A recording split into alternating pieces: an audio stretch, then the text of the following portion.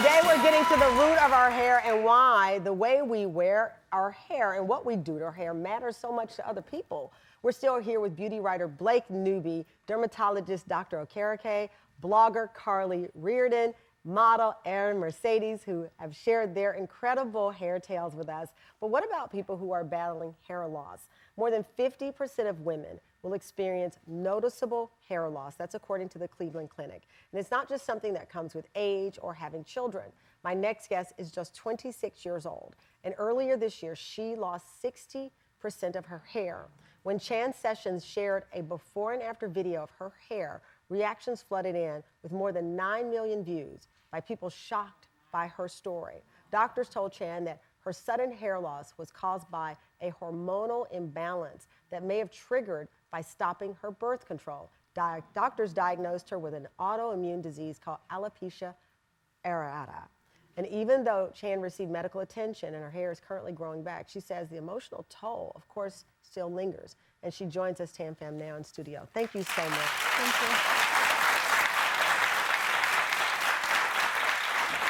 you.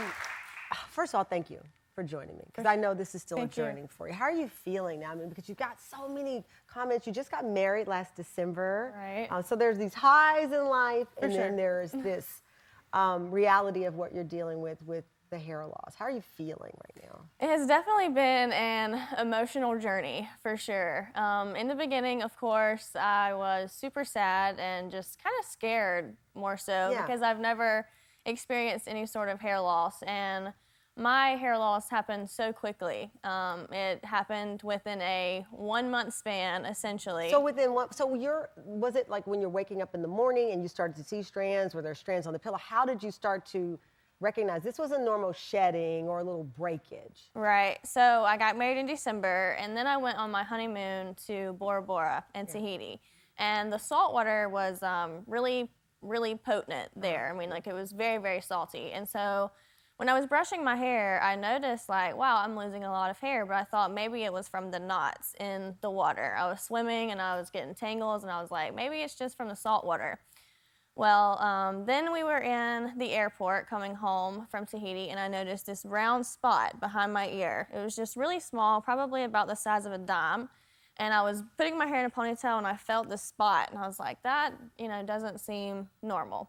And I got back to the States, and I just noticed, mainly when I would brush my hair and in the shower, that I would lose a pretty good bit. Well, as the week progressed, I just started losing handfuls. I would just run my hands through my hair, and I would just pull out handfuls and handfuls and handfuls. And it just did not stop for 13 days. This is a picture of...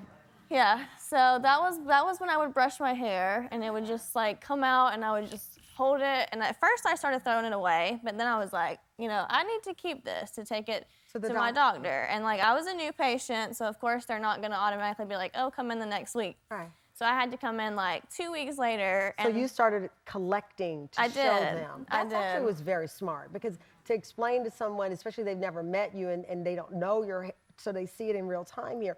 I know you said in an interview, I truly felt like my life was ending. I knew something was up before it got bad, but no one around me would take me seriously. Right, for sure. I really did. I thought something internal was wrong. I didn't know anything about alopecia areata, so like I really thought something was going on internal that like, this is the end. Something is going on. And I just like took all of my hair and I started collecting it, and in the bag I had like day 12 on it. And after day 12 it started going back to like a normal, what you could consider a shed, but at first it was just like gobs and gobs and gobs coming out at a time.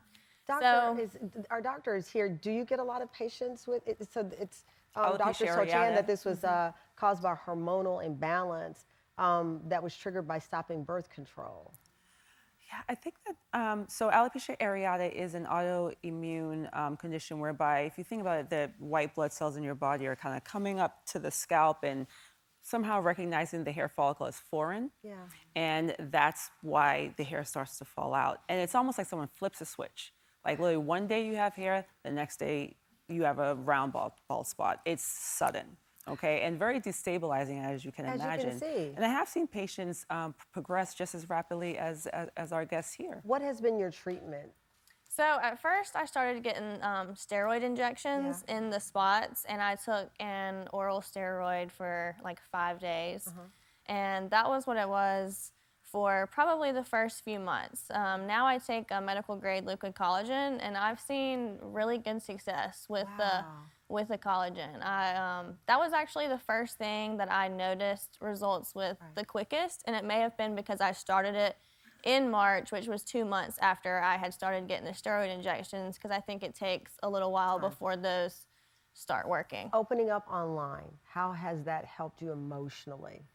So I didn't start sharing about my hair loss until it started growing back. I got it. And I was just like super traumatized, and I do live in a small town, and I travel often. So I knew that there had to be some type of way that I broke the ice, because I did not want to go out in public, and at that time it was still emotionally heavy, and I didn't want to have to explain that. So I just kind of grouped myself together and said, you know, this is what I'm going to do. And at first I thought it was just kind of for the people I knew. I did not have a big following. And it turned out to be for so many other people that you will never meet but are rooting for you and happy that you were brave enough to share it. Thank you so much. I know this is not easy. Thank you so much.